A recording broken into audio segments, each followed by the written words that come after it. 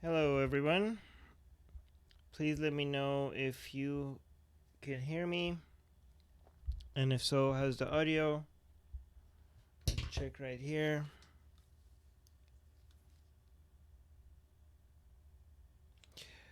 So, Jim is not going to be here today. He had a family emergency that I don't know if I can share or not, but I don't know. Oh, hi, Christy.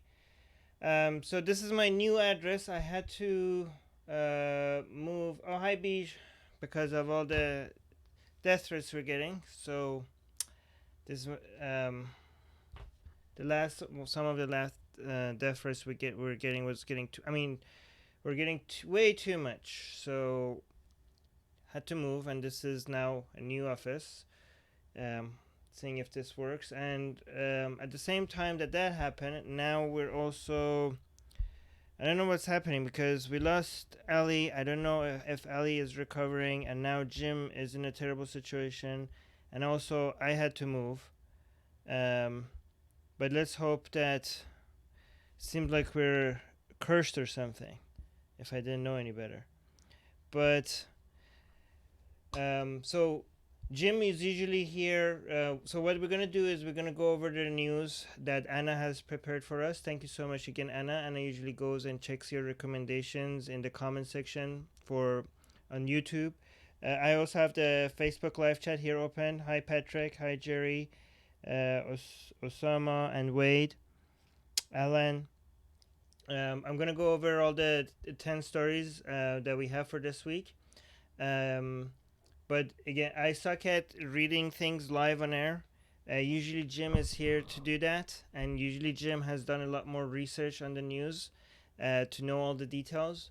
But Jim had a terrible family emergency, so he had to not show up. I'll try to do my best, and I hope you guys could help me. If you guys know much about what's the news, to correct me. Usually the live chat is really good in correcting anything that I get wrong, and Jim usually also does a great job. But Jim is not here today, so sorry about that. I'll try to do my best. Okay. Anna makes it a bit easier by doing all the summaries and everything. Hi, Old Scratch. Hi, Jeremy. Uh, can hardly hear me. Thank you, Christy, for telling me. I need to keep an eye on the live chat. Really? That's weird. Let me make sure. Oh, why is there a double of everything here? Oh no, that's fine. Okay. I can close this one. Yeah, alright. From Johannesburg, South Africa. Hi from Mexico. Hi everyone. Turn up your mic. Let me see how I can do that. Turn up my mic. I can't turn up my mic. I just have to. I don't have my mic stand. I just have to be very, very close to the mic. How is it? Is this better? I had my volume turned high when he leaned forward. Okay. Good evening. Okay. Is this better? Let me know if that has the audio. Let me actually move this phone over here so I can see everything properly. Okay. So, yes. Much better? Okay, good. Let me see what's the first news. Much better. Okay. I bought a new mic, but which is back there, but I haven't yet connected it. I don't have the right equipment to connect it. I mean, I didn't buy it actually. Somebody gave it to me. All right, let's see. Christian parents outrage after drag queen comes to middle school career day. Oh, this should be funny. Miss Jessica attended a middle school career day and gave an anti-bullying speech. That's nice. But a group of Christian parents are angry because he happens to be a drag queen. He, but then it says she. She was invited. Okay, this is not me. This is the summary. Okay, he happens to be a drag queen, and then it says she was invited. I think Anna meant to say she. She was invited by a student who is a fan to share the stage with several other people to speak at the Rocky Top Middle School in Colorado.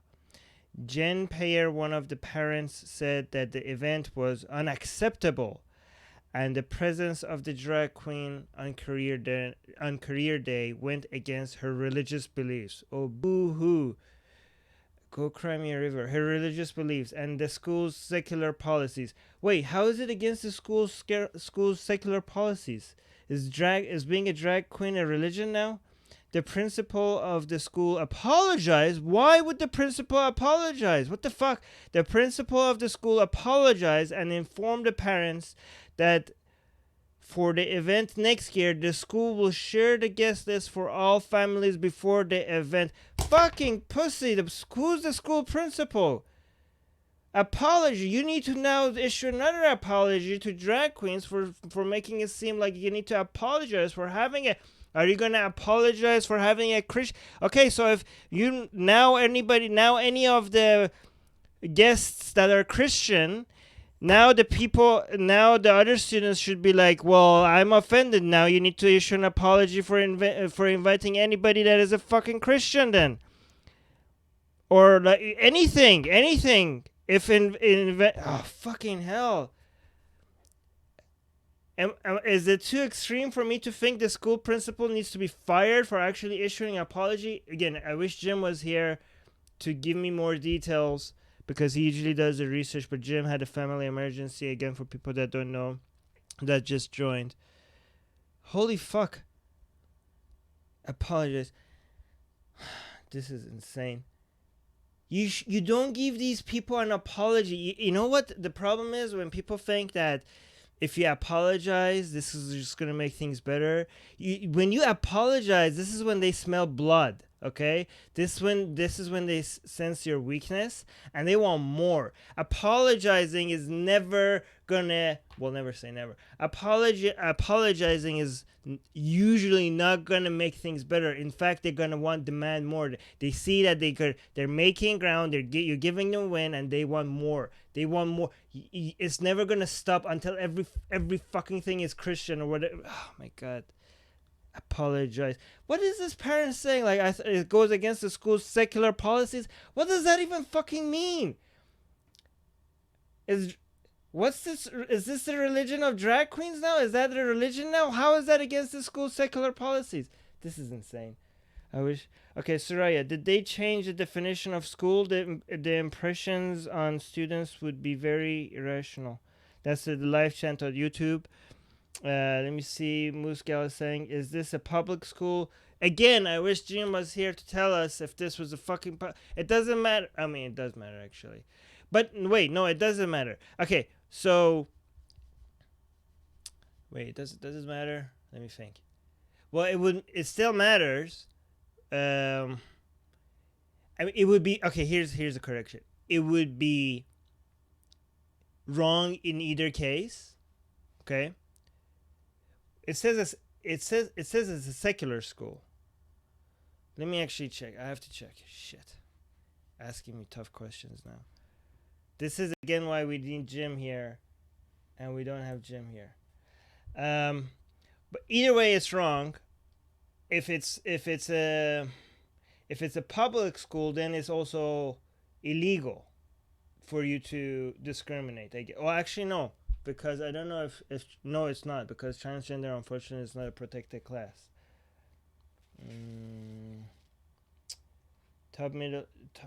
Rocky Top Middle School in Colorado, is that a public school? Doesn't say. Is it a public school? Okay, let me search for public. Jim, where are you when we need you? It doesn't say. Oh. Payer added that she wasn't sure if the upset parents would pursue a lawsuit, and that she wishes the school had notified parents ahead of time. Wait, even she's...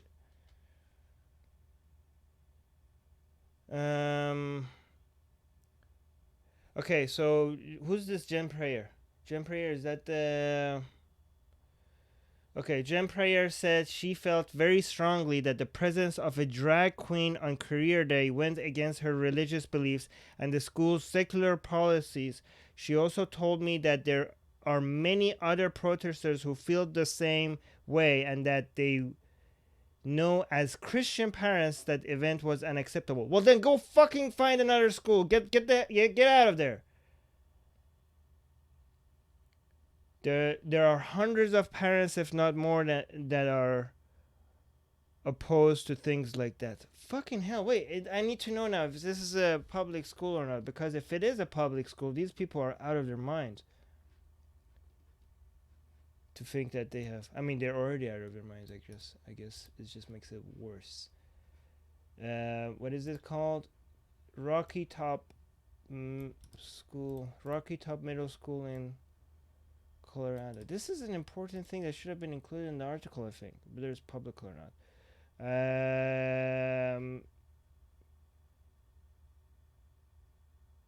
I can't tell.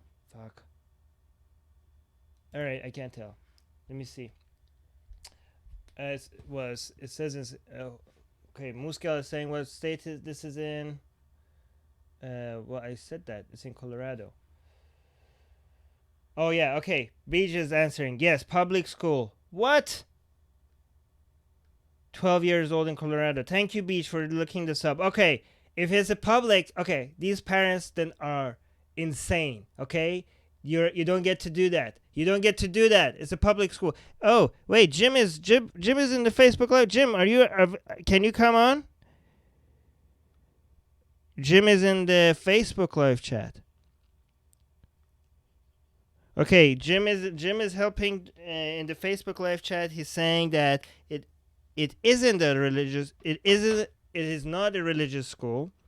So yeah, it's a public school. LGBT rights cover. Oh, so he's correcting again. This is why we have live chat. Thank you so much, Jim. LGBT rights cover transgendered people just as much as they do bisexuals. This is the results of fear mongering and demonizing of transgenders. I wish I could be with you all today. Oh, thank you, Jim. Jim, focus on your family emergency. Thank you so much for helping out in the Facebook years. Wow, even though he's having a family emergency, he's still trying to help out in the live chat. Thank you so much, Jim. That's too kind. Soraya is saying public or not, if transgender is recognized by law. Oh yeah, actually, Soraya has a good point. Even if it wasn't even if it's not a public school, if the transgender is considered a protected minority, then by law they can't do this. In fact, I hope these fucking idiots bring up lawsuits because they need to be challenged back. In fact, a lawsuit needs to be brought up against them for discrimination. If they think like that, yeah, come on, bring it on. They should sue the school so that we could sue them back. There should be a counter sue. Muska is saying Rocky Top Middle School is a public school located in Colorado. It's a middle school. Yeah, that's what Beach said as well. I'm watching along with headphones. Thank you so much, Jim. You're awesome. Let me see if anybody else in the... Guys, if you want me to, in the Facebook live chat, if you want me to read any of your comments, do what Jim did. Like, mention Atheist Republic. Because there's a lot of comments in the Facebook live chat. I don't know if I could read all of them. Let me see what are the top comments on Facebook are. I'll go all the way down. Michelle is saying, I would be more concerned if a priest came to my kids' school and career day. Well, hashtag not all. Jessica, I'm a Colorado resident. Last month, she also appeared at several libraries throughout our community, and the bigots were pissed. The library system has stated they will not cancel her story time. Well, good job, the library. I mean, I don't know. Should I say good job? That's a pretty low standard. Like, good job for not discriminating against people. I don't know. I guess I'll say good job, whatever. But the thing, you know what's her name? The only person that needs to be applauded here is the drag queen, because she's the one that is getting all this abuse, and she's not giving up. What's her name? Miss Jessica. Is that her name? Is that all her name? Let me see. Is that like... Close this one. Yeah, that's all her name. Miss Jessica. Okay, Miss Jessica. Great job, Miss Jessica. For not giving in to these bigots. Fucking hell. Let me see. Kyla is saying it's 2018. Get over yourself. This is why aliens don't come here, and we still rely on oil. Well, I don't know if I want aliens to come here. It's probably not a good. All right. I don't know why my Facebook live chat closed. All right. Next one.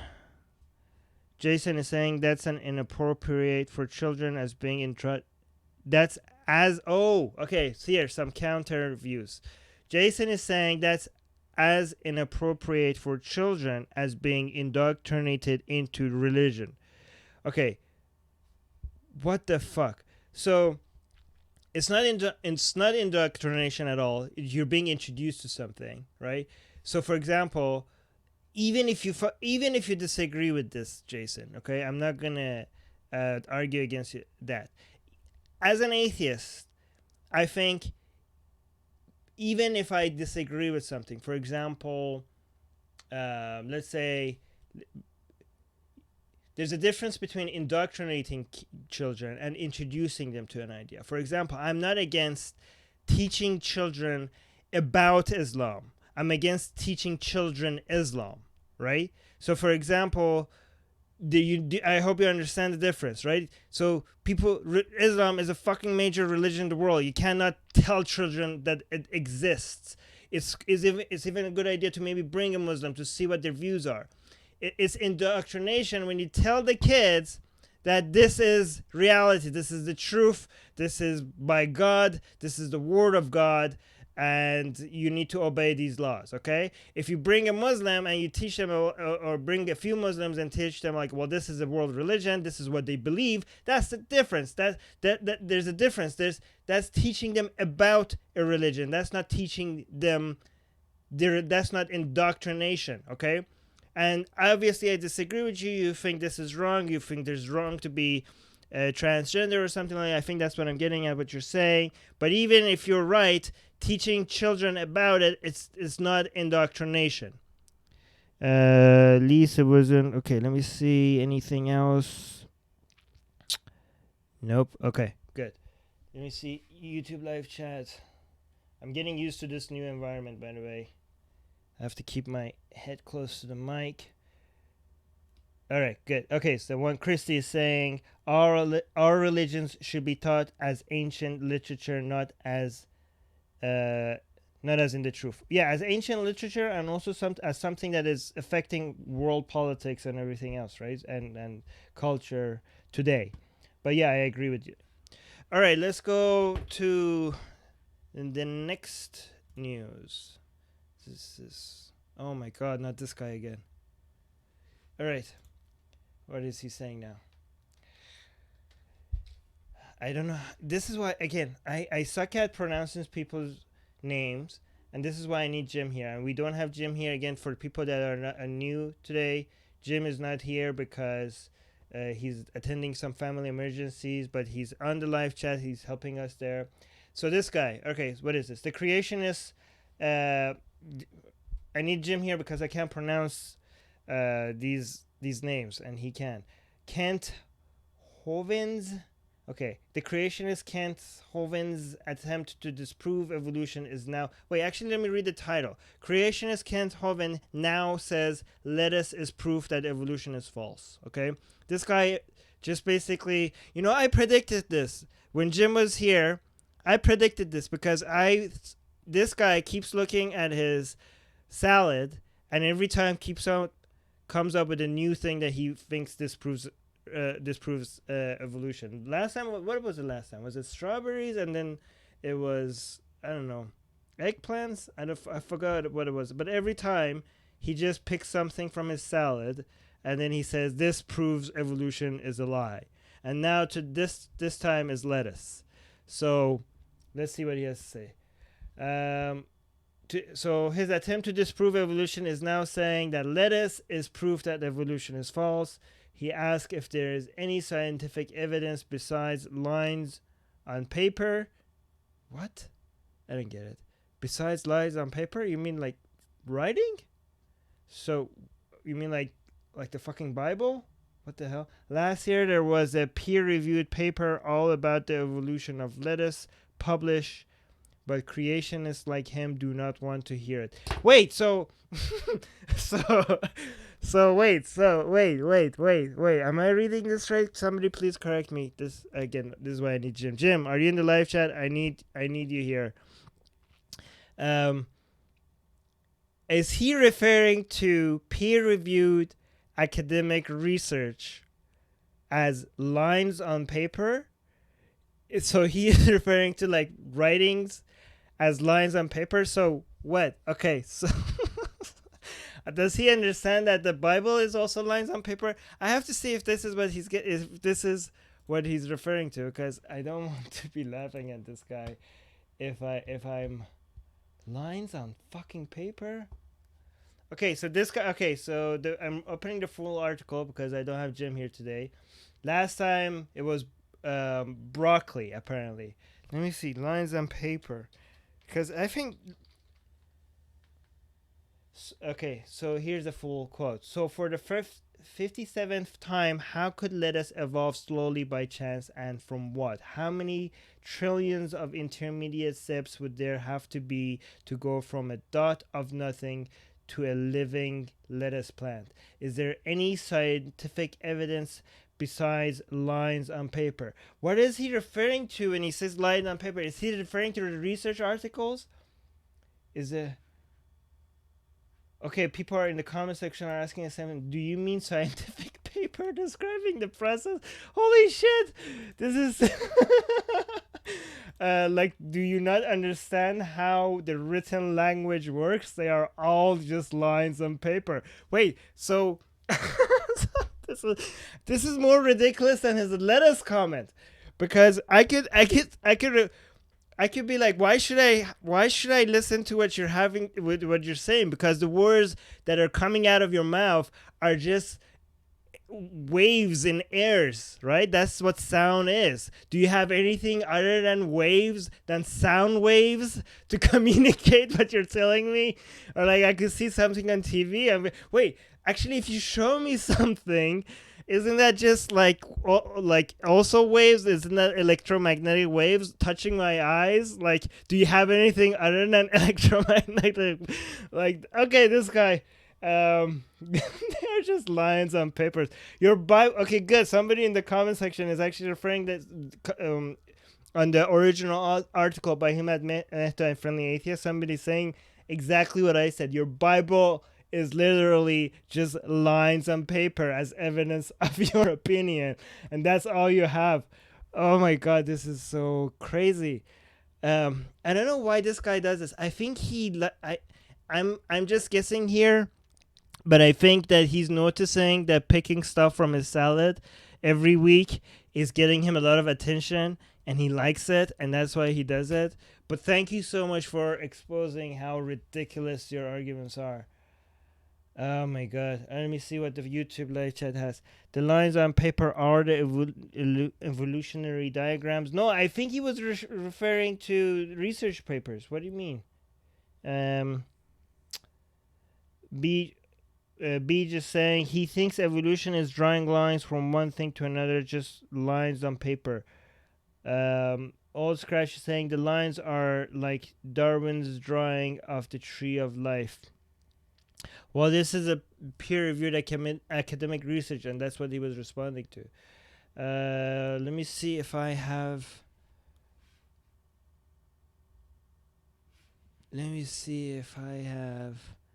Okay, Facebook, the top comment. That's just the tip of the iceberg?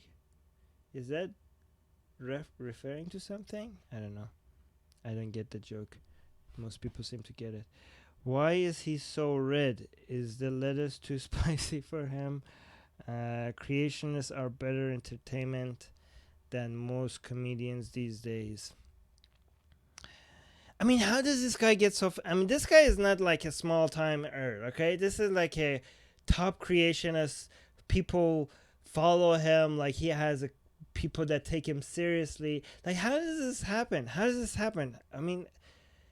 like, yeah, like we're laughing and we're like, oh my god, this guy is ridiculous. But you have to understand, the problem is not just this guy. Okay, a lot of people listen to this and are like, yeah, that makes a lot of sense. Holy shit, there's a lot, and they think like this guy's an intellectual or something like that. Anyways, my bet was, when he had the broccoli story, my bet was that the next thing he picks was gonna be strawberry, but it was lettuce. I think he's gonna come up with something else next. I'm gonna pick, what is it gonna be next time? I think it's gonna be eggplants. My money is on eggplants for next time. Actually, somebody in the YouTube live chat is making a good point. Lettuce is evidence of evolution. Natural lettuce is toxic. So we had to breed that out. Well, I don't know if it was toxic. That would be. But I know that we had to. It was it wasn't natural selection, but we had to breed that out. I mean, a lot of the things that this guy points out are actually stuff that we have the best evidence for the fact that evolution works. Like, these are stuff that happened during the time that humans were on Earth. Like, we artificially selected the best breed. Like, we breeded these ourselves. Like, just like dogs coming out of wolves. Like, the examples that he is giving are the ones that we know most about, because we did it as humans. We did it. So it's so ironic that those are the examples that he picks.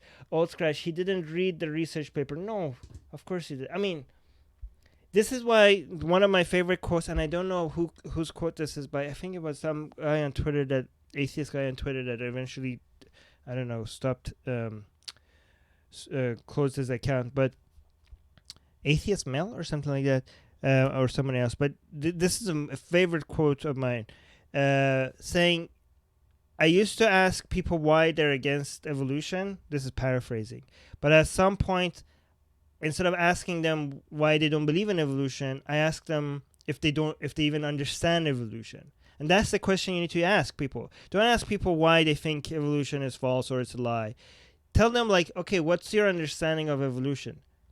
Okay, because that's, once they give their answer, that's the first step, because they don't even know what they're refuting. They don't even understand. Once they give you their understanding of evolution, you know that, okay, wait, let's step back. You don't even know what you're responding to. That first needs to be addressed before we can even go to whether it's real, it's a lie or not. It's because of rampant science illiteracy, yes. Again, I need Jim here for this. But, well, I mean, I don't know. It's not just because of that. Because I know a lot of people that don't understand scientific concepts still understand.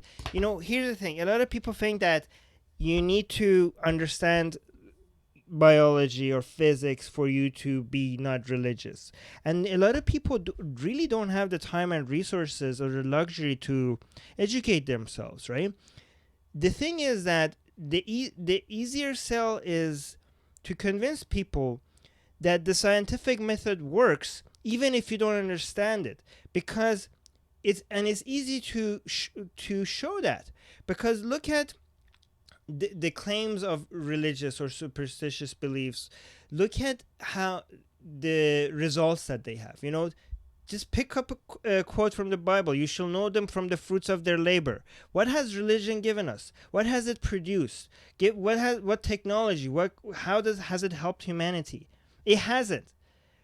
Look at all the superstitions or all the dogma that people have. None of them have produced anything. And look at how random people think, like, okay, faith, science is not the only way. Faith also gives us the truth. Well, look at the results. Look at how random and how all over the place they are.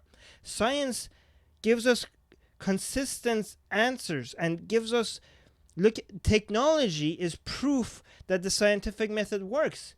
Even if you don't understand science, you can see that the people that are doing science must know something about how the fucking world works, or else all the stuff that we have around us wouldn't be working. The medicine wouldn't be working, your laptop wouldn't be working, your planes wouldn't be flying. Okay?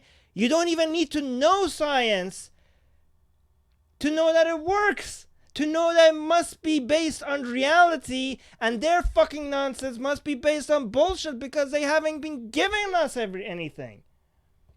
Oh my god. Okay. Creationists are just less evolved. Not really, but I guess that's a joke. Yeah, you're joking. Give them a few more centuries. Well, yeah. Okay, that was a joke. Because we're as evolved. I hope most people understand that from an evolutionary perspective, not only all of us are as evolved as each other, we're also as evolved as fucking bacteria or fish or whatever. The animals that weren't as evolved are the ones that are dead, the extinct ones, right?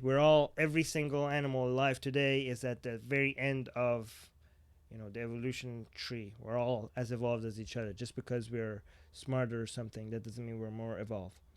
The mad atheist saying, take your breath, Armin. Okay, I will. Sorry. Okay, next news. What is this?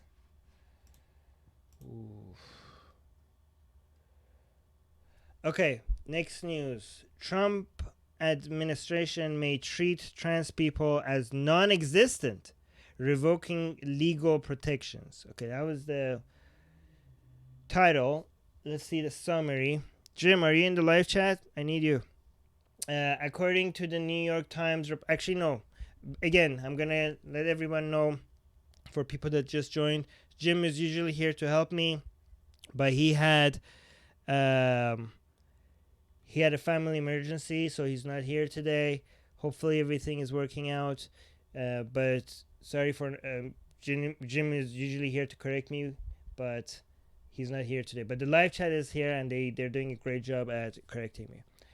Okay, so what does it say? According to the New York Times reports, the Trump administration is planning to redefine gender in narrow enough terms that transgender people would be locked out of federal civil rights protections. Holy fuck. The proposed definition of sex would be either male or female, and that it is unchangeable. It is also determined by the genitals that a person is born with. And okay, so if anybody thinks this has nothing to do with these people trying to appease Christians, I mean, come on. And I know there's a lot, even within the atheist community, there's a whole bunch of disagreements about this whole thing. But whatever your disagreements are, whatever you think about gender issues, and by the way, I'm bringing on a transgender rights advocate. Later, I'm going to announce this on our YouTube channel under the Atheist Republic discussion playlist and podcast to talk about this. So I'm going to ask for questions at some point so you guys could ask them. But that's a separate topic, okay? Whatever your opinions are, you have to admit, okay? And I know you might think like all of this is nonsense and we could disagree on that, but you have to admit that transgender people are abused and discriminated against, and they do deserve our protection. Because whatever your opinion is on the biology or on the science behind it, and most people that think they know the science, they actually don't, and they just looked at the people that they disagree with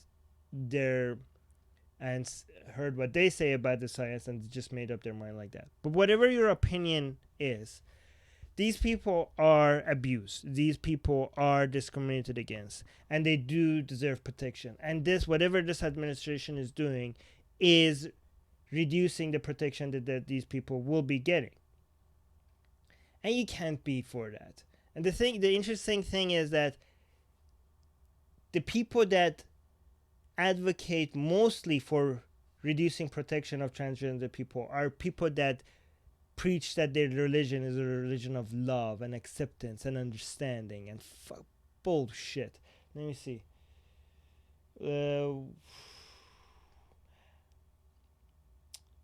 Okay, that's about previous news. I'm not going to read that because we moved on.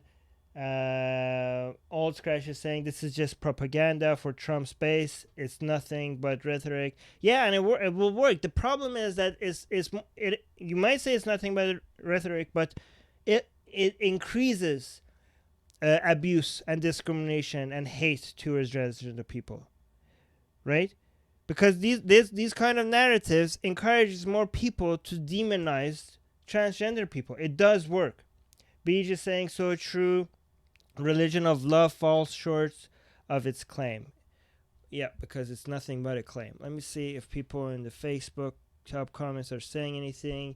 If you're Adam in the Facebook top comments are saying, and I'm gonna go read the live chat as well on the Facebook. Sorry, I missed it last time. Okay, so Adam is saying, if your entire existence and personality revolves around what your genitals, okay, that's not proper English, is it? Around what genitals you have. Oh no, it is. I was reading it right. Okay, let me try this again. If your entire existence and personality revolves around what genitals you have or who you fuck, you need to get a more interesting life. Okay, Adam, this is a very common argument I hear, okay? The problem with your argument is that the people that are focusing on what genitals they have or what genders they have or what gender they want to have sex with, they are not the ones that are making their lives about their gender or the genders that they're attracted to. It's the people that discriminate against them is what makes their life about their gender or their genitals or the gender that they're attracted to.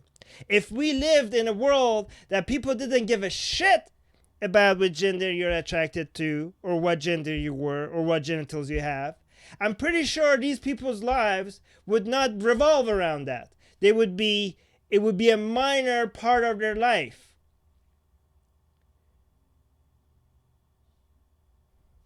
Your name is Adam, all right? That's not very special. But if we go out and hunt down all the people that are named Adam, and you start talking about, hey, us Adams need to get together and protect each other, and I come to you and we're like, well, it's just a fucking name. Why are you making it so special? Then you're going to get back to me and like, it's not me, you fucking idiot. My name is not special. That's my fucking point. There's nothing special about it. They are hunting us down because my name is Adam. That's why we're focusing on the fact that my name is Adam. Chris is saying he's not denying their existence. He's acknowledging their biology. Well, again, Chris, you're missing the point. I know I'm not going to get into the biology and science behind it. We're going to have an entire episode in this on Atheist Republic. But whatever you think about the sciences or the biology is, you have to admit that there does exist discrimination and abuse of these people, and they do not deserve to be treated like that. Okay, here's another interesting comment on Facebook. Sparta is saying, here's my question. What rights do trans folks not have that we are arguing over? I'm not even sure what women's rights are either. As a straight white male, what rights do I have that women and trans do not have? And I mean actual rights, not made up stupid ones. Oh my god. Alright, so I don't understand if Spartan knows what a protected minority groups are, right?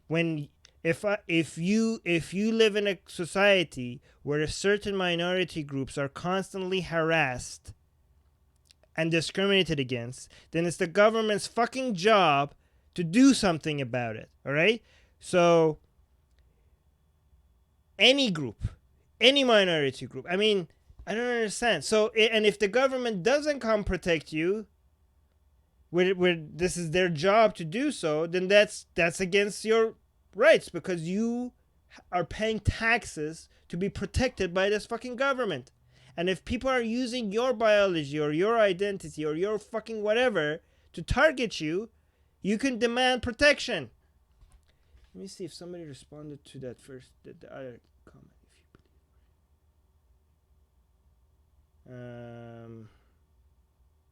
Yeah, that's again, people are discussing. People are missing the point. Everybody's now talking about the biology or whether it's scientific to be transgender or not.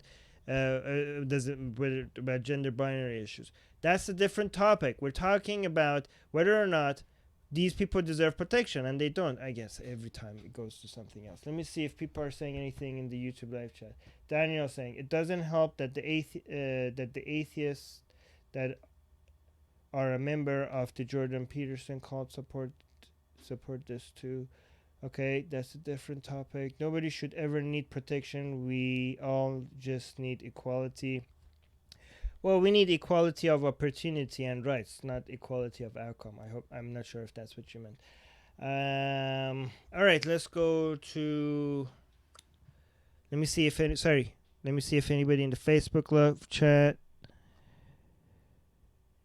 Again, guys, if you want me to read anything in the Facebook live chat, make sure you tag Atheist Republic. Okay, nobody tag Atheist Republic. Okay, next news. What? Okay, Christian activist burns LGBTQ library books to protest Pride event in Iowa. What? All right, let me see. This every week is getting more insane than the one before it. Paul Dorr, Dorr, an Iowa religious activist, and the director of anti-abortion group called Rescue the Perishing. What? I think this is spelled wrong. Burned several LGBTQ books as a protest to a local Pride event.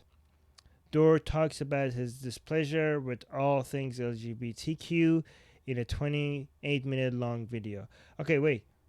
Was this his own books? Oh, library books.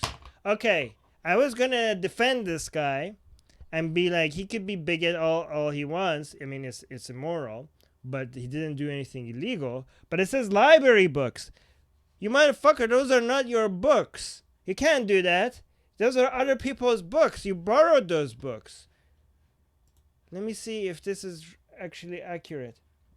Did he burn library books? I'm actually more upset about the fact, I mean, if he bought some books and he burned it, he can do that. He could give voice to his opinion and be like, I don't like LGBT people. I'm going to burn some books. It's his own books. He paid for it. He can burn it. Go ahead and make a video out of it. But this is a fucking crime, isn't it?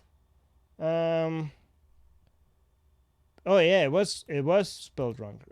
Anna, if you're listening to this, you spelled this wrong. Rescue the Perishing was protesting a local let me search for library.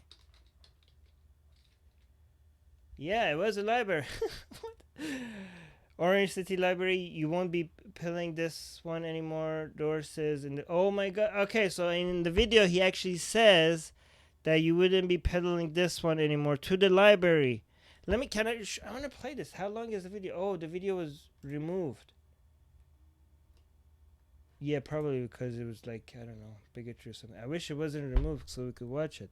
This is why it's PC thing on YouTube makes it harder for us to embarrass these people.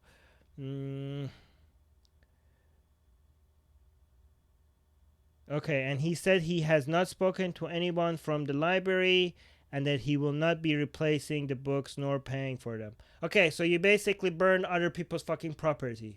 Congratulations, you're a fucking idiot. What happened? Is he a Christian? What happened to thou shalt not steal? Oh, God. Let me see if there's any top comments. Going to be interesting when the library sues. There is a difference between failing to return, and deliberate malicious destruction of property. Yeah, this is I mean, if you go to the library and be like, yeah, I lost the books or whatever, you get a fine. But this was on fucking purpose. There should be a purpose. You burn other people's properties. There needs to be like, this should be a fucking crime. Rock is saying, amateur, if he really wanted to show off the value of his faith, he should have burned the whole library. Holy fuck, what? Then stolen the book mobile and driven it through the crowd at the event. God wills it. Sarcasm. Okay, that was a pretty dark humor.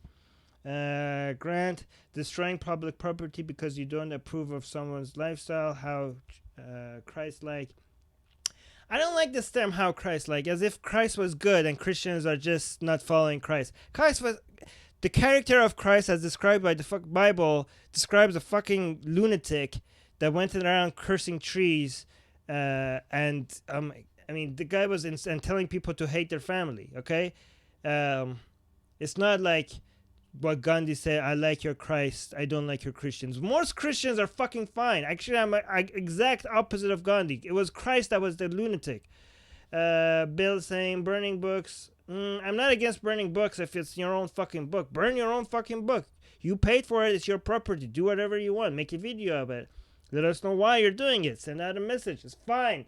Don't burn other people's books. Again, somebody is putting a picture of Nazis burning other people's books. There's not okay. These Nazis, they were burning other people's books. That's wrong. If you if I have a book, this is my book, okay? I purchased this. If I want to burn it, I can do whatever the fuck I want. It's not limiting someone else's access to information. I mean, he's still a fucking idiot that hates gay people, but we need to know about that. So I encourage him to do this. Let us know so more people can see how much homophobia exists in their religion. I approve of this. Expose Christianity for the homophobic religion that it is. Just do it with your own fucking book. Pay for that book. All right, let me see. Ancient Jews weren't pro-gay. Okay. So Muscal is saying, as someone who works in a library, he'll have to pay the full price for each book he destroyed. If he never goes back to the public library, he'll have a whole lot of fines. I think he should be arrested. This is different. This should be treated differently from somebody just losing a book. This was on purpose. Daniel is saying, LGBT community makes such a big deal about their gender and sexuality, but the only reason we have to make a big deal and fight back, parades in a cause religion is because religion won't stop persecution. Yeah, exactly. Libraries are so underfunded, and this idiot destroys books. Yeah, good point. All right, next news. All right, what is this one? Oklahoma GOP leader: a progressive Christian is not a Christian at all. Okay. Well, let's see what this. I have some comments on this. A national committee woman to the Republican Party from Oklahoma, Carolyn McCarthy, wrote an email that bashes progressive Christians and was sent to every subscriber of the party's mailing list. Wait, of the parties? Okay, wow.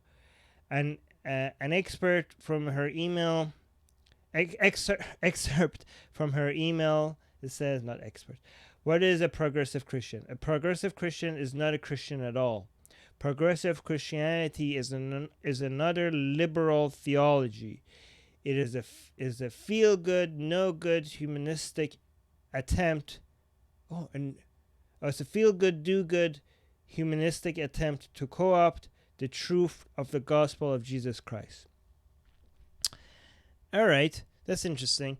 Okay, so I might disagree with some people here and from the atheist community and in the live chat. I do think that you could actually be a Christian and be progressive. I just don't think that Christianity can be progressive, and there's a difference. So I disagree with this lady, right? I think it could be, and I know a lot of people disagree with me on this. I think it could be Muslim and liberal. I just think Islam can never be liberal. How can you be Muslim and liberal? How could you be Christian and liberal? By ignoring Christianity or by ignoring Islam. Or like, oh, well, how could you be a Christian if you're ignoring Christianity? Or how could you be a Muslim if you're ignoring Islam? Well, because if you most Muslims and most Christians have never read the fucking Bible or they have no idea about their theology. The definition of a Muslim or a Christian is not somebody that follows every fucking rule of their religion. Their definition is somebody that believes in the very basic core fundamentals, which is what? Jesus was Lord and he got crucified and raised to heaven, and if you believe in him, you'll save. That's Christian. You don't need to know the Ten Commandments. You don't need to go to church. You don't need, if you can still be a Christian if you have sex before marriage. If none of that is the part of the definition of Christianity. You're a Christian. You're not a very good Christian. You're a good human because you're not a very good Christian. But you're still a fucking Christian. If you're a Muslim, you probably have never read the Quran. Most Muslims have never read the Quran. You're a bad Muslim. You're a good human being, and that you're too good of a human being to take Islam seriously. Okay, so Islam can never be liberal or progressive, but Muslims can. Christianity can never be progressive or liberal, but Christians can. How? By ignoring their stupid religion. And most of them do. Most religious people are better than their own religion. Soraya is saying, true, a progressive plus religion is not that religion at all. It just ignores the fundamentals of religions or are followed as per convenience. Okay? Let me see if there's anybody. Let me see what the Facebook top comments are to this news. Andrew is saying, that's right. We stone those girls who aren't virgins on their wedding night, just like God taught us. Who else is? Matthew is saying, correct me if I'm wrong, but how is a Christian woman talking not progressive? That's a good point. Matthew, yeah, so she's a Christian woman and she's speaking from a position of authority, so how is that not progressive? So she's, according to her own standard, she's not a true Christian because she's speaking as a woman. She should shut up according to the fucking Bible, right? The Bible says that women should not have any position of authority. They should not be speaking from a position of authority. So this Christian woman is not Christian according to her own standard. There's a comment about her looks, which I'm not going to read. Okay. Let me see if there's any Facebook comments. That was Atheist Republic tagged. Somebody tagged Armin Navovi, which is not okay, but let me see. Is she saying that thinking people can't be Christian because that's not true? Well, I mean, I disagreed with what she said. If she said that Christianity could never be progressive, I would have agreed with her. Let me see if there's anything else in the YouTube live chat. No, okay, nothing else. Let's go to the next news. Oh my god, this is something that we needed to have Jim for. Bible Museum discovers 5 Dead Sea Scrolls are fake. Doesn't realize the irony.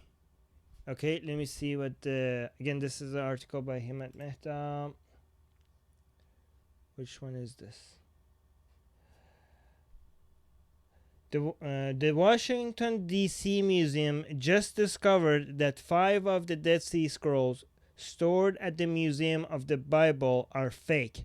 The scrolls underwent forensics testing. The German-based scholars tested the fragments and they show characteristics inconsistent with ancient origin. They will no longer be displayed at the museum. So I want to see what when him admitted said they don't understand the irony, what it was referring to, because that should be funny. Let me see. Irony. Wait, which part of this is the irony? CNN raised questions about the wait what? Okay. Now scholars say that the Dead Sea forensics should be part of the most significant sham in biblical archaeology. No, that's not the part that I'm want to see.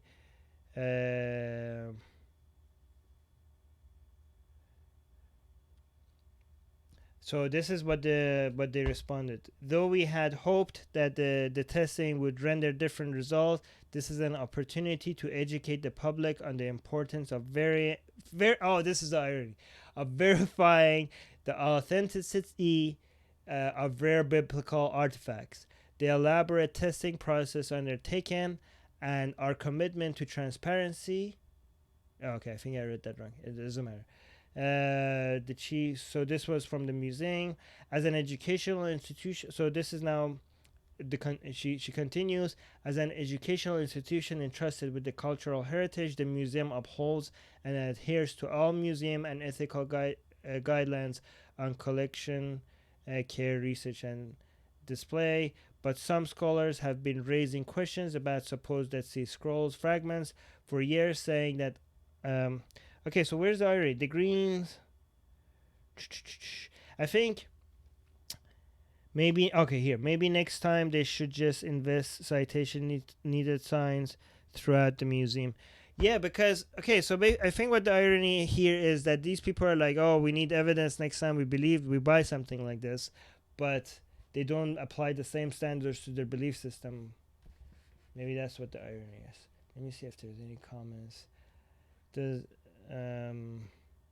So they bought these through the black market, and now they're checking it. So they spent a lot of money on something that they had no proof it was whether or not it was authentic or not.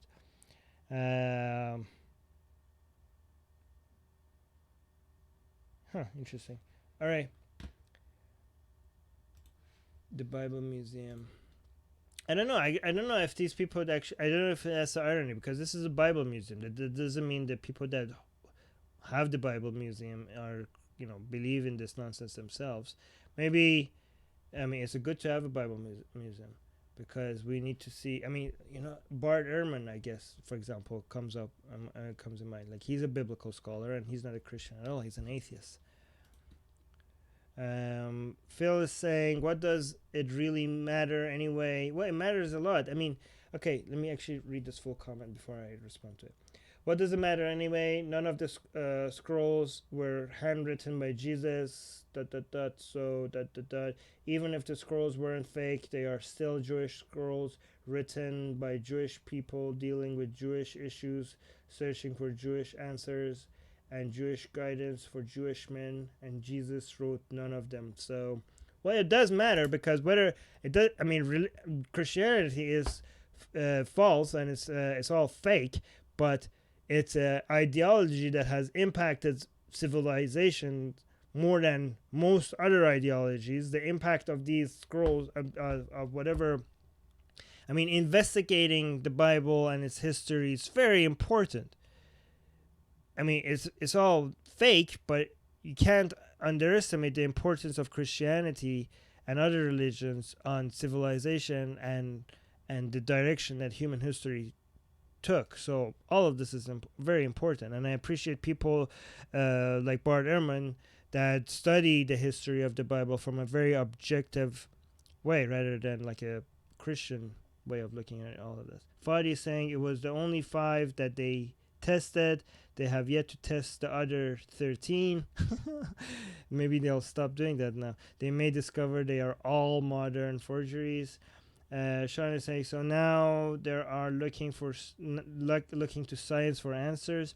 Well, again, I don't know if this museum is like, just because it's a Bible museum, that if it's a Christian Bible museum, right? Like, they could be actual historians. I might be wrong. I don't know. You know what I mean? Like, their motivations could be actual history. I mean, they did a shitty job buying these without checking it first, whether they're Christian or not. But that doesn't mean that they. I mean, I don't know about this museum. Again, this is why we need Jim here. Bill is saying that the okay. Now I'm gonna stop reading. Let me see if there's anything in the YouTube live chat. You can tell from the photo if you've ever seen the Dead Sea Scrolls. Daniel saying, if you read Bartman or Richard Carrier, you will learn that a lot of the Bible is forgeries. Yeah, I mean, even the Bible itself is all fake and made up. But that whole process is very interesting and impacted society. So I don't agree with Phil over there that said it doesn't matter. So I say many religions claims which hijack science for its claims to prove are true eventually will turn false. Same like this one. I'll give them good credit because they accepted it.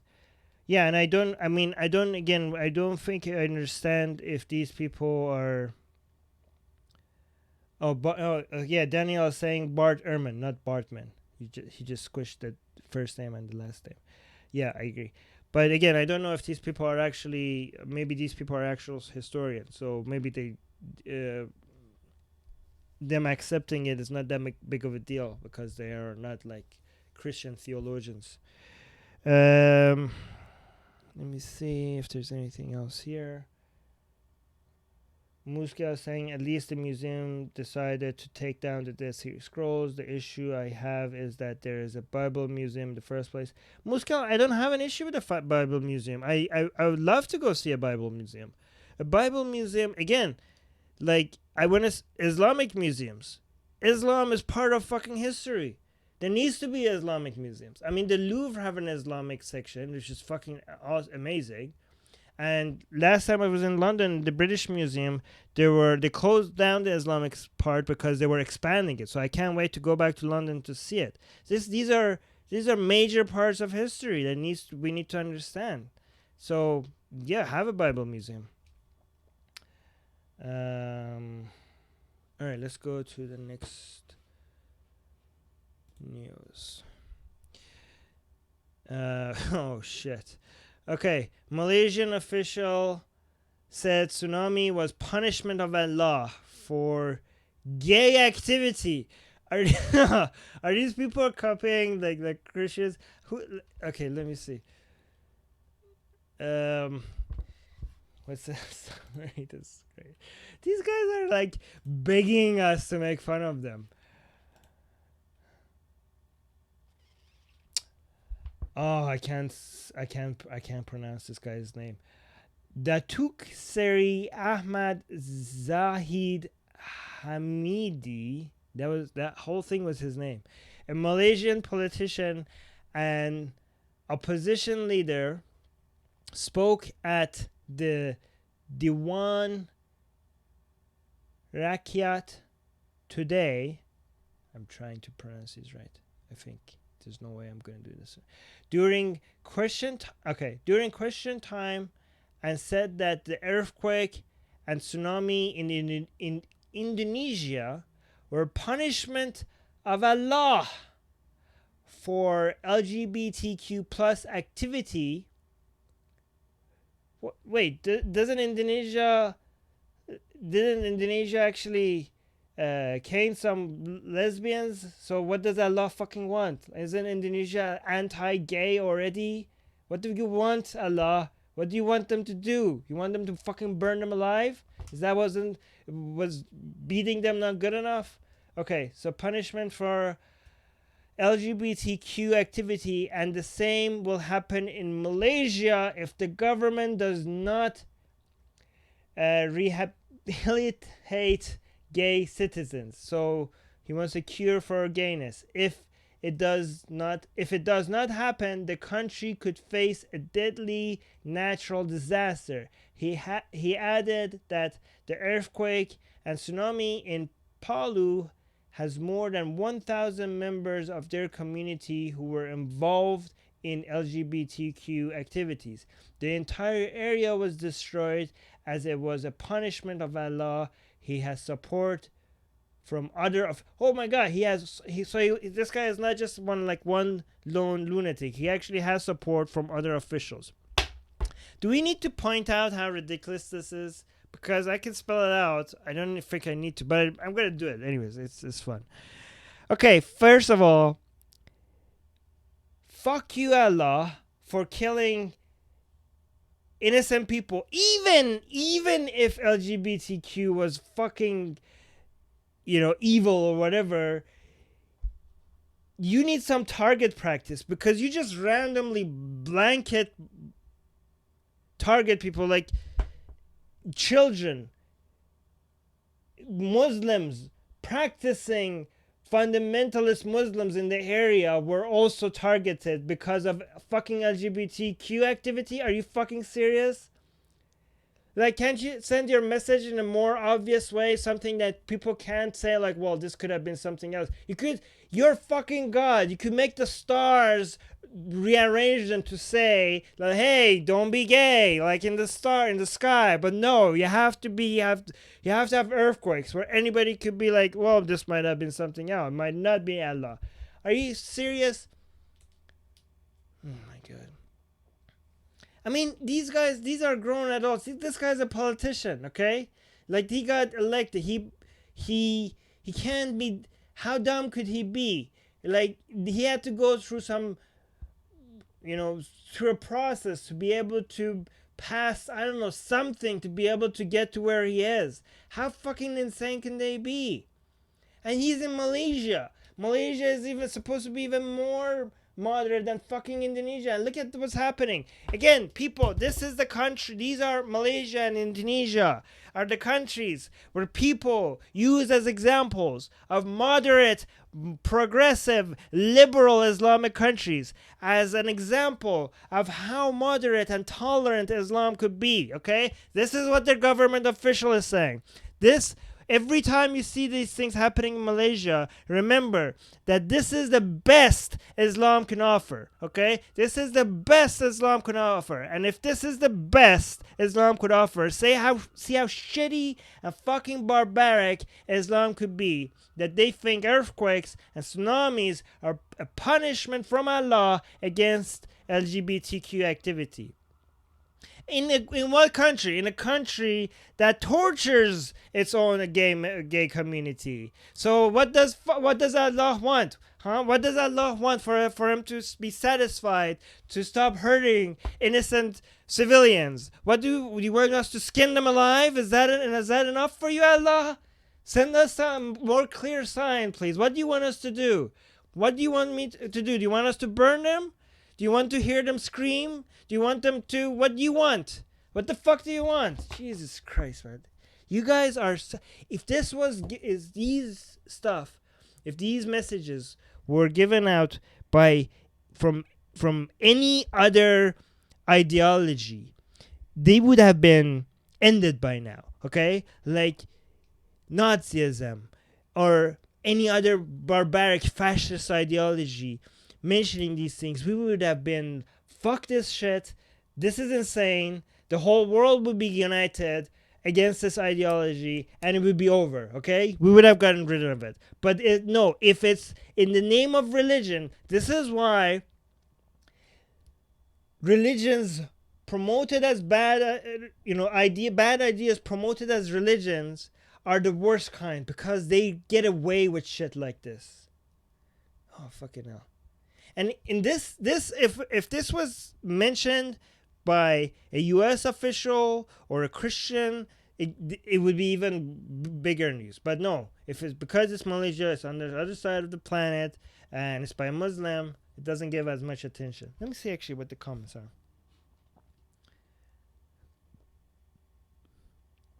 So the top comment by Mikado is saying, nah, it's punishment of flying spaghetti monsters for worshipping Allah. Actually,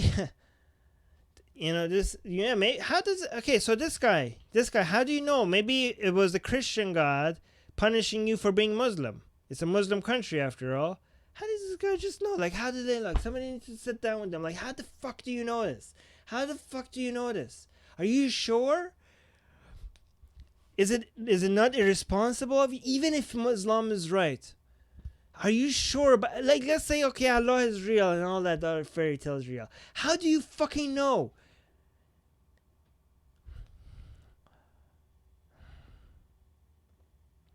And the second comment is also about this. They're wrong. It was the flying spaghetti monsters. We even have proof that our God exists. Check it out. I don't think the flying spaghetti monster is that evil, to be honest. I mean, I've read about this God. It seems to be the most nicest God out there. Jules is saying people genuinely believe this. It's mind-boggling. Yeah, it's not just this one guy. A lot of people listen to this and then nod their head like, yep, it was a punishment for Allah. Of course it was. This is scary. Let me see what the YouTube live chat is saying. Daniel saying the polar ice caps are melting because of the gay polar bears. You know what? I think gay people should just go out and claim superpowers, right? Like, look what the fuck we're doing, all right? We're causing earthquakes. We're doing global warming. You guys need to appease us, all right? Because we have superpowers. Look at what the fuck we're doing.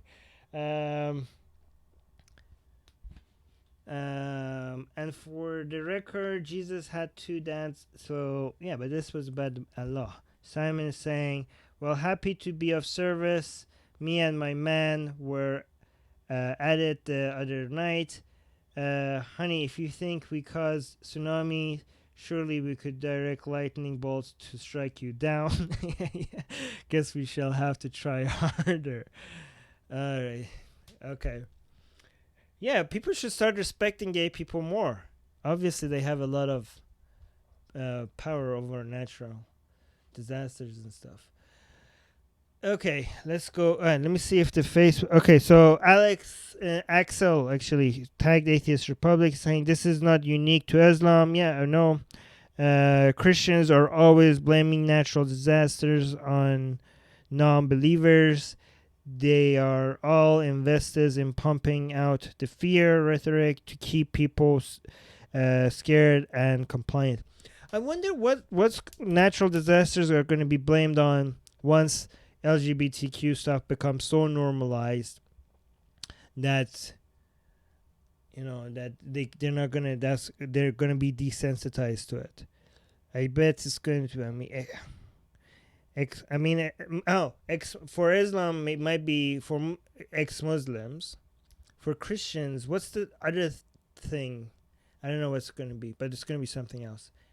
Whatever is going to be taboo, it's going to be natural disasters. Come on. If you're really God and you want to punish people, why is it that in the olden times in the Bible and stuff, it was so specific? Right? Like somebody would be hit by lightning, or somebody would start rotting, or somebody would happen. But now it's just like, ooh, to all these people in this general area, something went wrong here. I'm just going to cover this whole area. I mean, these people should... All right, next news. Oh, fuck. Yemen crisis. Half of population facing pre-famine conditions.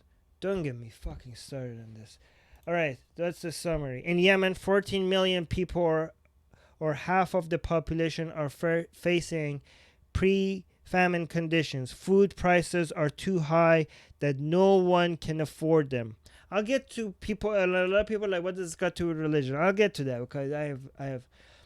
Medics say that the number of deaths linked to food-related factors is rising. The country has been devastated by a conflict that escalated in 2015 when a Saudi-led coalition intervened after the rebel Houthi movement seized control of much of the west of the country and forced President Hadi to flee abroad.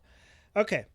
So for people that were like, okay, well, this is hunger, this is war, this has nothing to do with religion, guess again, okay? This is a battle between Shias and Sunnis. This is a battle between 2 fucking superpowers in the region, which is Iran, which is the center of Shia Islam, and Saudi Arabia, which is the center of Sunni Islam. And I get a lot of people like, oh, no, this is not religion, this is about greed, it's about oil. Again, yes, it's always the main motivation. It's about power. It's about money. It's about greed. but religion is used as a weapon. It's used as a tool. It's not the prime motive, but it what makes everything fucking worse. It was makes everything a lot harder to solve.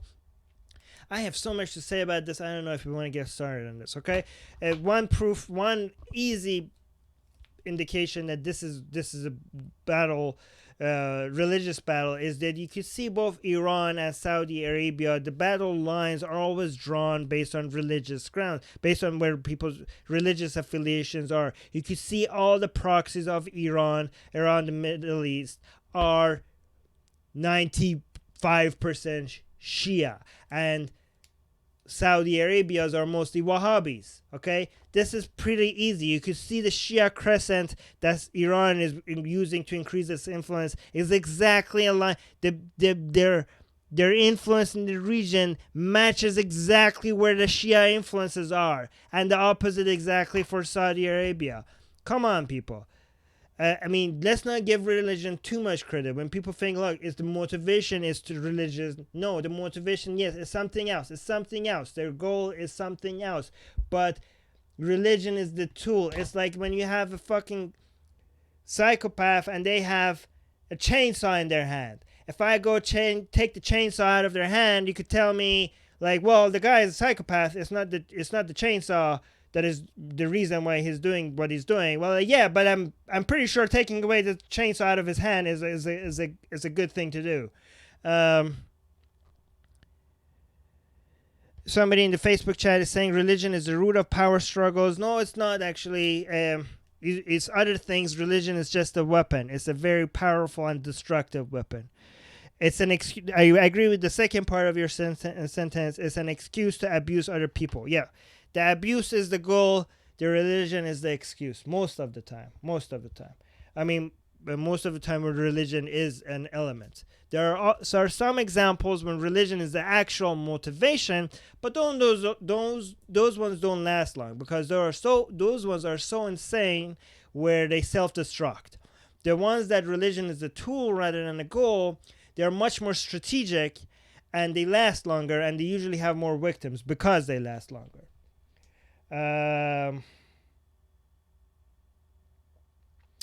Daniel saying you should have more Freedom Foundation on your show. He knows a lot about the Yemen situation. Please go ahead and connect to us on Twitter. I would love for you to introduce people that would be good to bring this. By the way, just to point out, this war in Yemen is funded and supported by by United States, by the UK, by France. I mean, I don't want to take away from how big of a crime the Saudis are doing. The main people that are responsible for this crime that is not being talked about as much as is needed. This is the greatest human crisis right now as we speak in our world, and is not being addressed at all nearly as much as it should be. And the main criminal in this, the main people that are causing this are the Saudi government. It is Mohammed bin Salman. So I don't want to take away from the fact that they are the main criminals here, when I also tell you that the other criminals in this are the Iranian government, is the US government, is the British government, and it's the French government, and a whole bunch of the Greek government, and everybody else that is fucking supporting this.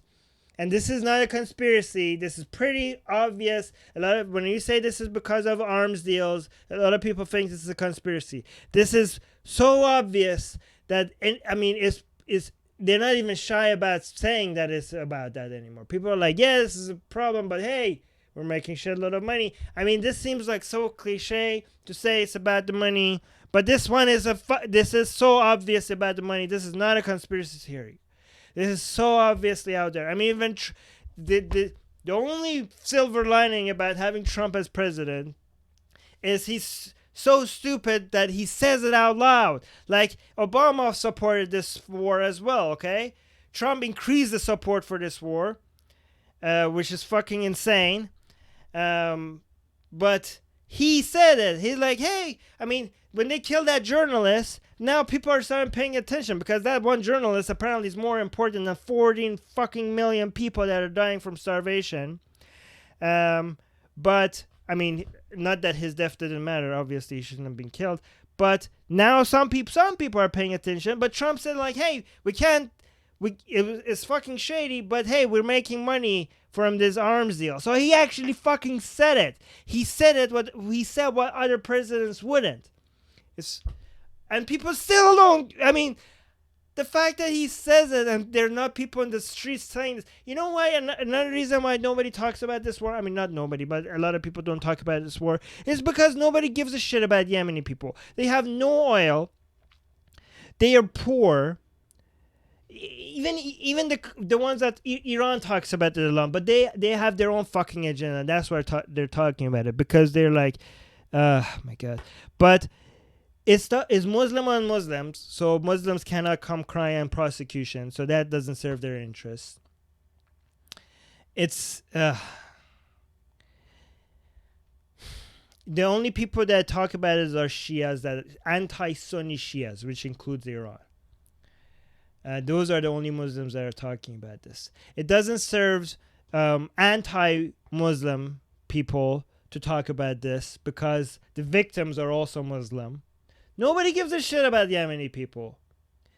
No, I mean, not nobody, again. Not enough people care about Yemeni people. Not enough people care about these Yemeni people for the simple fact that they're human. They have to somehow align with your narrative. They have to be, either being oppressed by Muslims, or now it serves someone's interest to talk about it, or Muslims oppressing somebody, now it serves someone's interest to talk about it, or it has to be geopolitically strategic in some way. That's why Iran is the only one that is bringing attention to these crimes. Again, not enough people talk about it for the fact that these are our fellow human beings. Next, go to top comment on Facebook. John is saying, I'm sure that Saudi Arabia will help them. Oh, wait. I mean, don't wait on fucking Saudi Arabia, people. See, this has got one of the least, again, gets less attention than compared to our other news, which says a lot. Daniel says, you should have, you read that. Soraya saying this is serious. Is Yemen affiliated with United Nations? Yeah. If yes, the UN is just shitting around. Well, I mean, it took them 3 fucking years to eventually have a report. Because remember, Saudi Arabia has a lot of influence through U.S. and United Nations. I mean, United Nations let's not completely throw the baby out with the bathwater. Without the UN, shit would be even crazier. Okay. I mean, I'm fucking angry with the United Nations, and I think it's ridiculous that it took them 3 fucking years for eventually to have a report saying like, hey, there might be war crimes happening here, right? And even that, the reaction to that was like, you can't just say that Saudi Arabia was outrage. There's not even like a single move to stop this or anything, right? There's not a single action made to be like, hey, maybe we should stop, maybe selling them weapons that we know is going to be dropped on innocent people, weapons that Saudi Arabia dropped on hospitals, mosques, schools, on ports where foods and medicine comes in from, knowing that this is the source of their food, knowing that Saudi Arabia is using starvation as a weapon. Purposefully using starvation as a weapon against civilians on purpose. Knowing that these weapons were going to be used for that, United States and other countries sold these weapons to Saudi Arabia against their own fucking constitution. It's against United States constitution to do that. But we don't know what's going to be used. Everybody knew what's happening, and they're acting, oh, good, this is so... There should be one day somebody needs to be paying for these crimes in the U.S. government to scare the shit out of everybody else, because this is crazy. Unfortunately, U.S. is not part of the international hey court. So that's not gonna happen. This is what I'm saying. But I don't know. What was Ray saying? I was gonna make another point. Oh yeah. So the report simply said there might be a crime. 3 years. And people were like, yeah, United Nations finally did something. That was the progress that it took. It took like weeks for them to start deciding that they want to go to this war, and it's taking them 4 years to get out of it, and they're not ending this.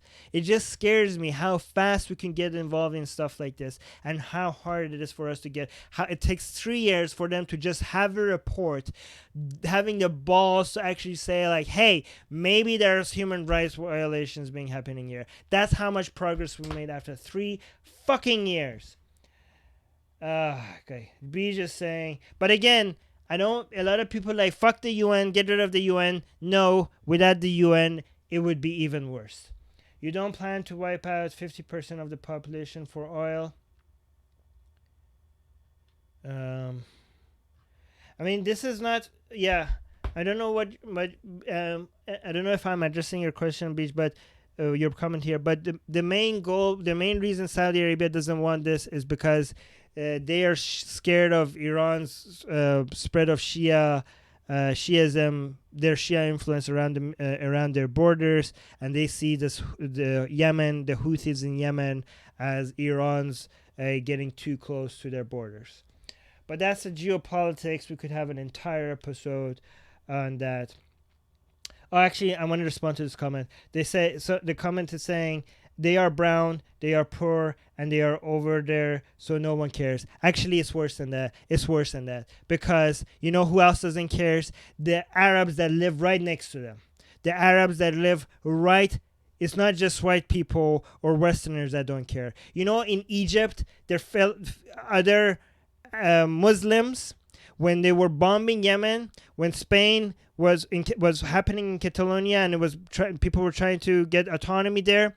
More people in Egypt were talking about Spain than thousands of people that were dying from starvation in Yemen.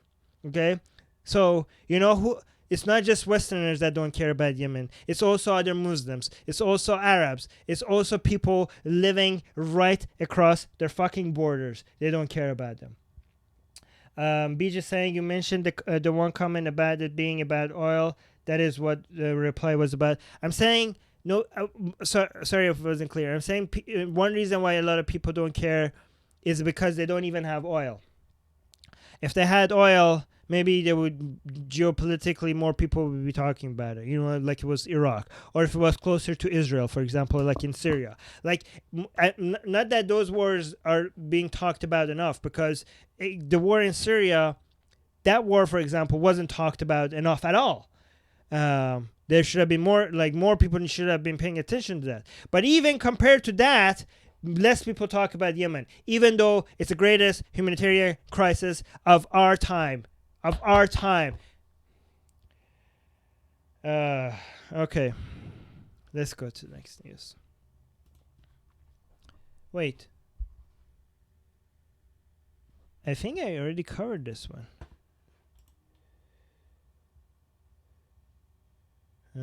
Oh, no. No, this is a different news with the same cover. Interesting. Okay, so next news. Tasmania may nix gender from British certificates to support trans rights. Oh, so this is the opposite of the US. So this, I got confused because I thought we covered this, because this news story has this exact same image as the one we covered about the US, where they actually going against transgender rights. So what's happening here? In order to empower trans individuals, there's a movement in Tasmania to remove information about gender on birth certificates. I don't know if that helps, actually. Let me ask the live chat about this, but let's finish the story. However, the Tasmanian government disagrees. Attorney General I don't know how to read this. Elise Archer has pushed back against it because no other state or territory has made that change. I think Canada might have. She added that it will expose the state to a range of potentially serious unintended consequences. Rodney Kroom, an LGBTI advocate, said Tasmania had some of the most discriminatory laws in Australia. Am I reading this right? Tasmania, yes. Laws in Australia for transgender, gender diverse, and intersex people. Cross-dressing was illegal until year 2000. There's a good question in the YouTube live chat saying, are they talking sex or gender? Again, that's exactly what I don't understand. A lot of people confuse this. This is exactly why I'm having a show, to not educate people on our audience, but also educate myself, because transgender and gender issues is something that I think I need to learn more about. Because one thing I know about some I don't know if most, I don't know if a lot, I don't know if many, I just know some transgender people that I talk to or I've heard of, is that they, and I'm not saying this is correct, I just know that this is their opinion, is that they don't like gender being removed or gender being non-binary, being anything other than binary, because they said that, like, they were a man and they fought all their lives from going from a man to being a woman because they identified as a woman, and now people are saying there's to remove gender, or that gender is not binary, even though that they have fought all their life to go from one gender to another, and they want to have on their IDs that they're woman now or that they're man now, because they have and they want genders to be accepted as a real thing, because that's what they have fought for as transgender people. And I'm not saying this is scientifically correct or not. This is why I'm going to educate myself on this. I just know that not all transgender people agree with this. And some transgender people think gender is binary and gender is something that they want to keep, because that's what they want to identify themselves as, a certain gender, and they're proud to see it on their ID at some point that they're a woman or a man. So I don't know if this helps, but I don't know if it doesn't help. I'm not saying it doesn't help. It might help. So I think there needs to be. I think both sides of these arguments, usually people are saying, "Oh, we should do this. We shouldn't do this." It's usually without studies or without actual real investigation to see whether this actually helps against discrimination or it doesn't. People usually take their position based on the political ideology they have, without actually saying that, So it's good to be skeptical about these things.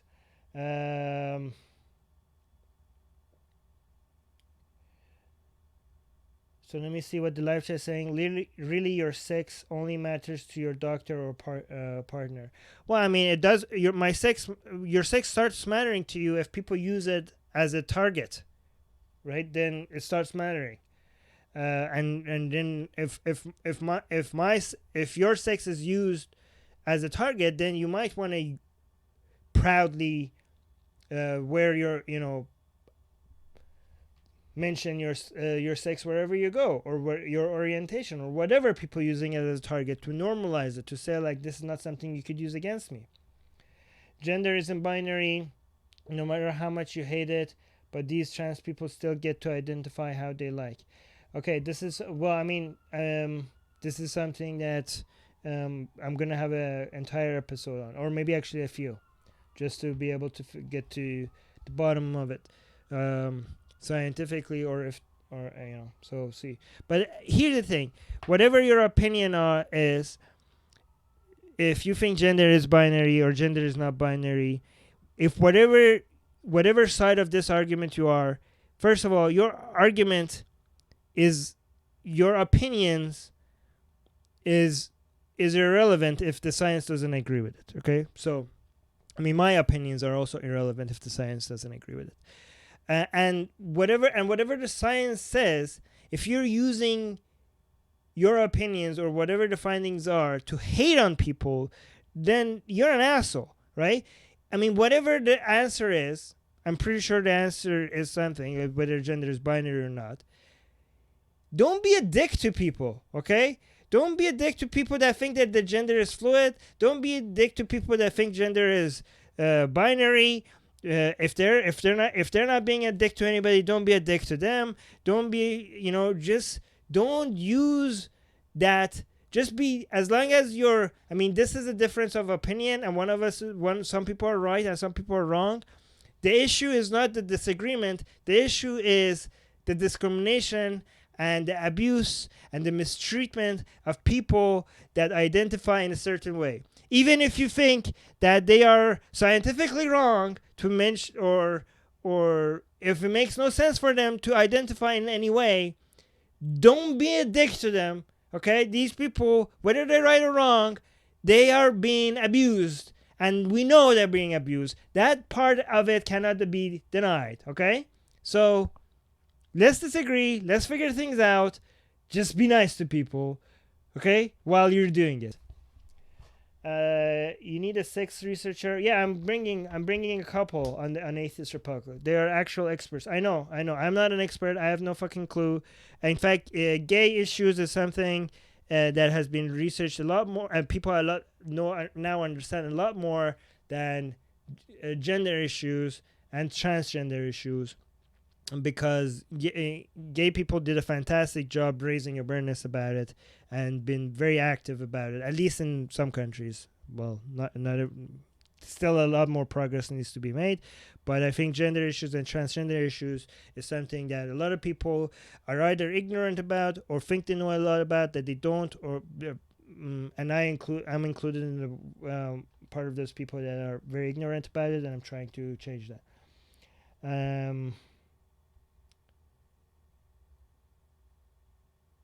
Muscal is saying, AR, why don't we treat transgenders with dignity and respect? After all, they're human beings like all of us. Who really wants to be harassed in society or bullied?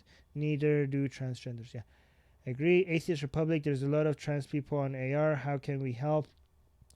Well, I'm trying to help by doing that show. We also have an LGBTQ Atheist Republic group, which is a place which is both transgender and gay friendly. It's a private group, so you could find that on Atheist Republic's Facebook page. If you go to the groups section, you could see the group for that. It's challenging, but because a lot of times people want to question these things, but at the same time, there's a fine line between questioning it and actually abusing people. So we want to make sure that we encourage discussion, but at the same time, don't encourage hate. And again, people say free speech. Yes, free speech, but at the same time, you do need communities where people could talk to each other.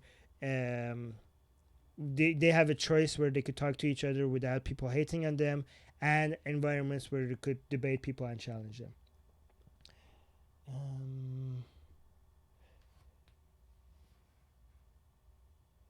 Are we going to learn about fetishes when you have the experts on that? I think I understand. Daniel, are you trying to say we don't need to talk about that because gender shouldn't be a big deal, so why don't we talk about fetishes? Well, but you know why we don't talk about that, Daniel? Because I so far that I know, there are not people of there doesn't seem to be that much discrimination against people with certain fetishes, not yet.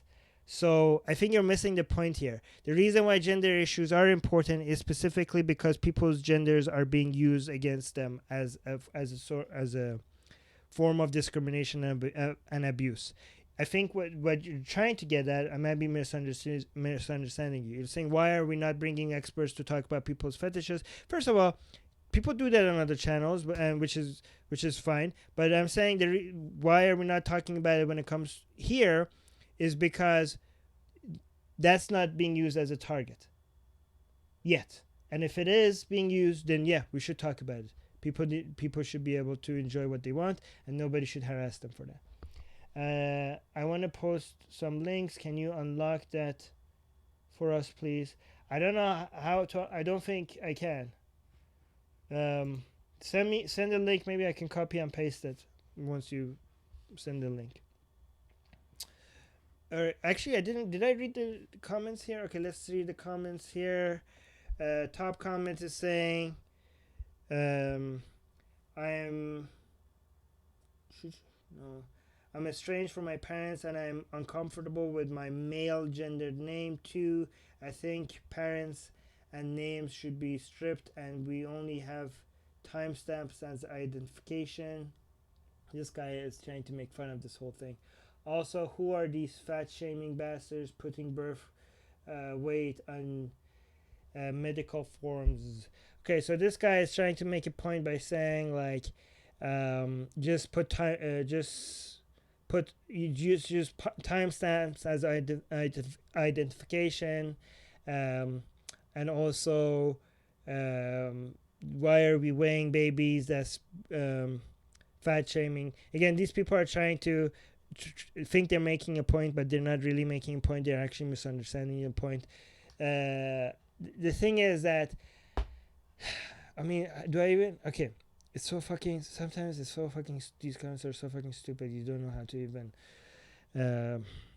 take it seriously. Obviously, babies' weights when they are born is not used as a form of discrimination against babies. That's why it's okay. That's why that's not an issue. Obviously, people's names are not used as a form of discrimination against them, and that's why that's not an issue. There you go, Ryan. Thomas is saying, I need height removed as well. Oh my god, Thomas is trying to make the same point. I don't identify with my length. Oh, and date of birth too, please. Age is just a number. Can I get human rights as well? Okay, Thomas is trying to make fun of all this. Okay, Thomas, nobody is discriminating against people based on their height yet. Okay, so that's why your point is ridiculous. That's why that's not an issue. And no one is discriminating against people based on their date of birth. So that's why that your point is again ridiculous, and that's why what you're trying to say is a non-issue. Let me see, Mark.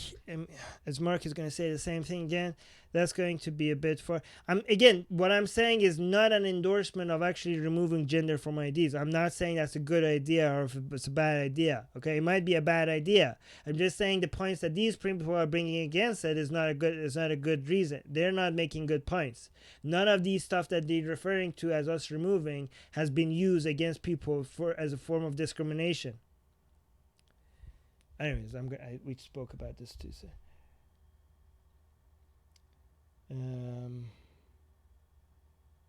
All right, let's move to the next. Actually, let me see if the Facebook live chat has anything. Harry is saying, Atheist Republic, do you think people who believe in God and the Bible have a lower IQ, or do they just avoid educating themselves? I mean, I don't want to. It doesn't matter what I think. There was a study done that showed on average atheists have higher IQ. But even if that wasn't the case, it doesn't. I mean, the fact is that a lot of smart people believe in God, and a lot of smart people don't believe in God.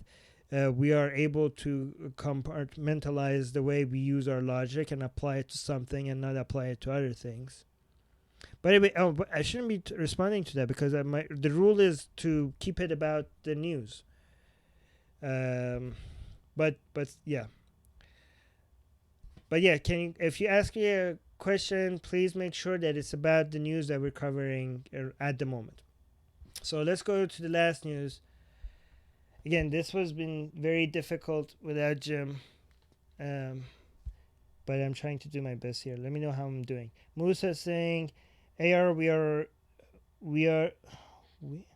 are you? I think when are you planning on doing a show about transgenderism? I want to learn more. Let me see. Actually, I have it in my calendar. I'll let you guys know. I'll make sure I tweet about it and stuff. Follow me on at Armin Navobi on Twitter and also on Facebook.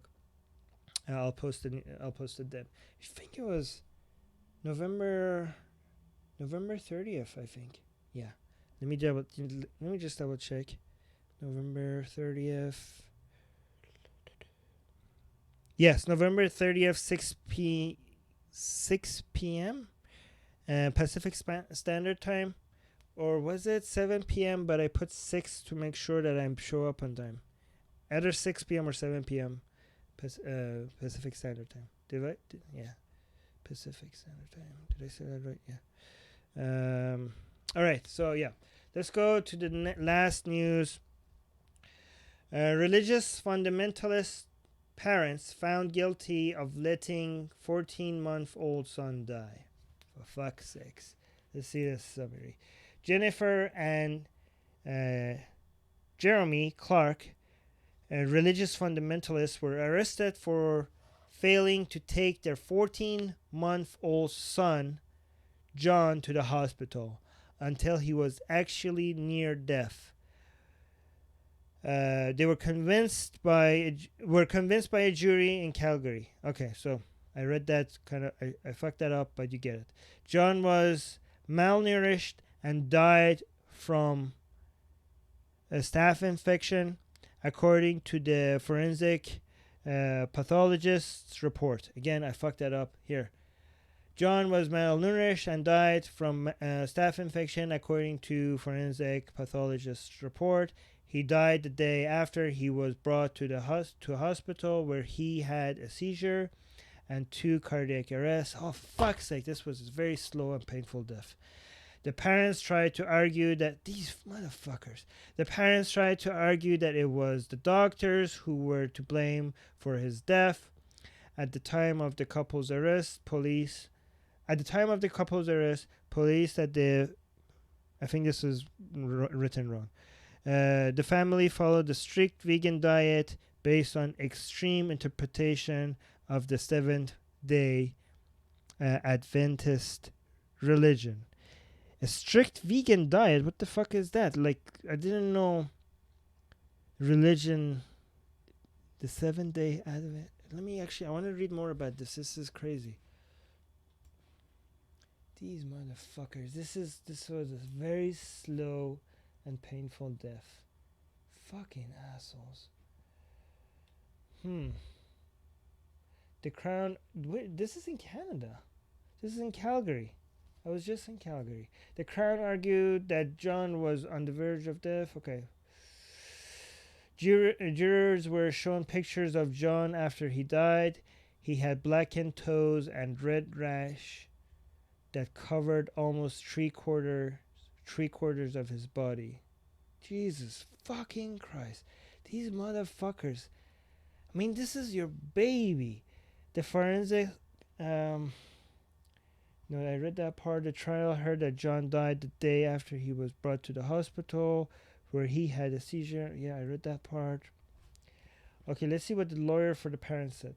The Clark's lawyers argued the doctors at the Alberta Children's Hospital were to blame because they raised the boy's sodium and fluid levels too aggressively. If this was a purposeful lie, these motherfuckers are monsters. They also, I mean, the lawyer, they also argued he was neither malnourished nor septic.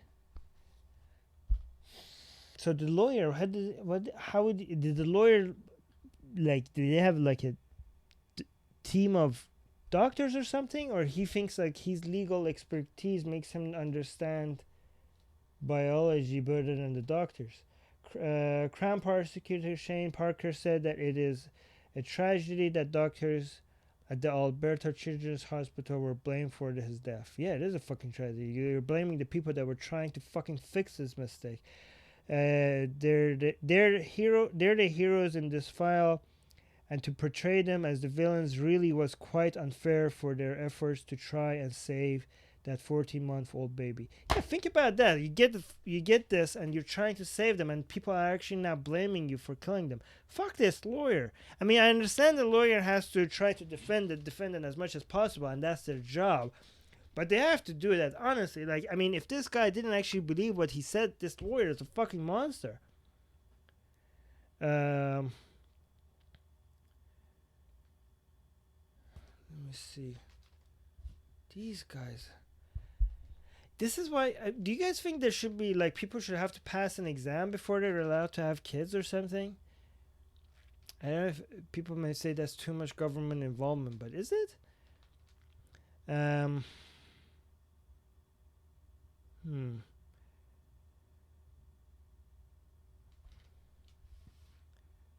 My God. At the time of the couple's arrest, police. What's the charge? The police said that the family followed a strict vegan diet. What does that mean? Based on the extreme. I didn't know that extreme interpretation of seventh day.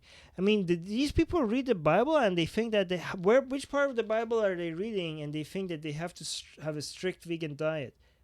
What is the 7 day? 7 day what? Is this a Christian religion? I mean, didn't Jesus feed people with fishes?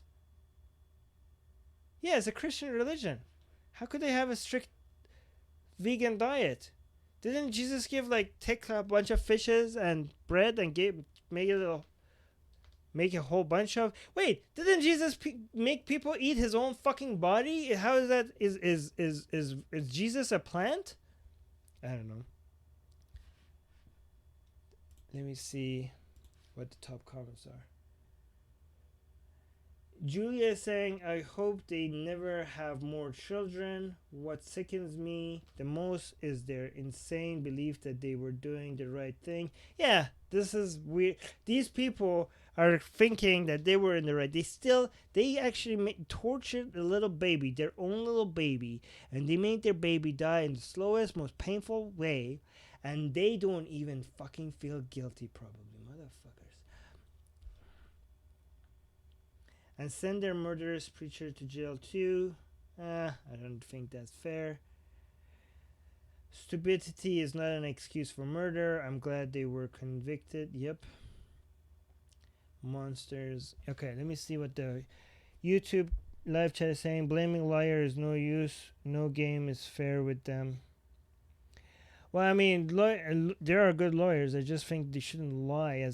You should defend the defendant as much as possible. I just don't think you should be dishonest about it. B just saying, boils down to eating blood. Can't get blood completely out of meat. So B just explaining why they don't eat meat. Blood transfusions are okay though. Well, unless you're a Jehovah's Witness. So B just saying the reason why they don't eat meat is because of the blood part. So what about fish blood? Do they not eat fish? And if so, why did Jesus feed people with fish? We're trying to make sense of what these people think, which is already a futile attempt. The real murderers are the ones that made them like this.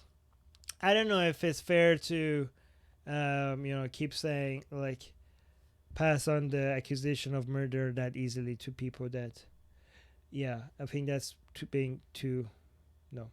The mad gay atheist is saying, you made me belly laugh so hard I scared my cats. Okay, well that's, all right. Okay, so. I don't like Joel in the Facebook comment chat. Facebook comment post is saying execute. That I disagree with. That's fucking biblical, and that doesn't solve anything.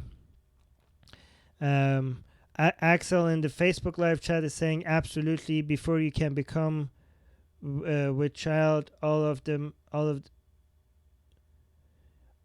potential guardians have to pass a basic IQ and duty of care test. Again, we need to see evidence if that's a good idea. The thing is that the reaction to that might be so fucking extreme that the cost might overweigh the benefits. People basically involving the government in people's reproductive rights and the way that they use their own bodies, right? How are you gonna make the government force people not to have babies? That's such high level of government involvement that the cost to that might outweigh the benefits. again, this is something that could be debated forever. Anyways, that was the last comment. Daniel was saying they are like Jehovah's Witnesses. I think it might go back to the Garden of Eden where Adam and Eve didn't eat animals, but I'm not sure. Well, then they shouldn't be eating apples or any fruits either. I mean, the Bible doesn't say it was apples, but so just don't eat fruits, just to be careful. All right, guys, that was the last one. Sorry, I know I suck with that, either Ali or Jim, but thank you so much for bearing with me. I hope it was good enough. Um, please leave comments once the live version of this is over. Suggest news for us to cover next week under the comment section. And thank you, people in the live Facebook live chat and in the YouTube live chat. Sorry if I missed any of your comments. It wasn't intended. And Sarah saying, good live chat. Thanks, Armin. Old Scratch is saying, thanks for the show. Great job. Oh, thank you. Bye. The Mad Gaseous is saying, thanks, Armin. Bye, everyone. Chris is saying, Chrissy is cooking. That actually, now I'm hungry. B just saying thank you for and thinking of Jim and his family. Yeah, Jim. Hopefully, everything is okay.